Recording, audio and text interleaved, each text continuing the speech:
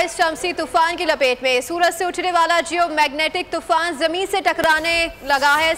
Satellite power grid, खलाई station खतरे में। 3 coronal mass injection फिलहाल सियाह जमीन के रास्ते में है।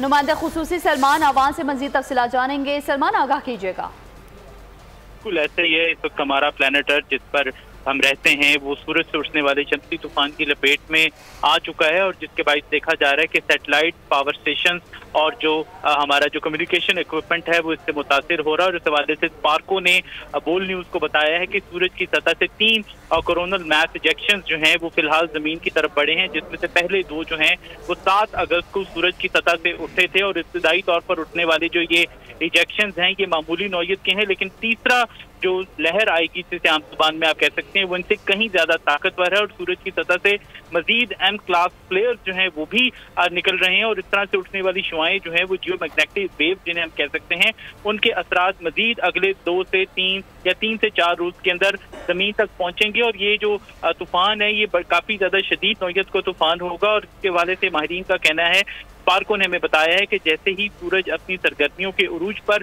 पहुंचता है, जमीन से टकराने वाले जो मुतल्लिका खतरात हैं उनमें भी इजाफा हो सकता है। और इसमें शम्सी तूफान के नतीजे में ब्लैकआउट्स हो सकते हैं, गैर फाल सैटेलाइट जो है वो सामना हो सकता है, और उसके साथ सेलुलर फोन और GPS नेटवर्क जो है वो इसके नतीजे में बुरे तरीके से मुतासिर हो सकते हैं। और इस हवाले से माहिरीन ने बताया कि अभी भी बाज़ नेटवर्क के अंदर, सेलुलर नेटवर्क के अंदर और GPS सिस्टम के अंदर जो दुश्वारियां हैं उनका सामना है, लेकिन जो तीसरा फ्लेयर जिसकी हम बात कर रहे हैं जब वो जमीन तक उसके असरात मुकम्मल तौर पर पहुंचेंगे या पहुंच रहे हैं तो उसके नतीजे में इन मुश्किलात में इजाफा होता चला जाएगा। जी ठीक है, नुमाइंदा खुसूसी सलमान आवान तफसीलन आगाह कर रहे थे, आपका बहुत शुक्रिया।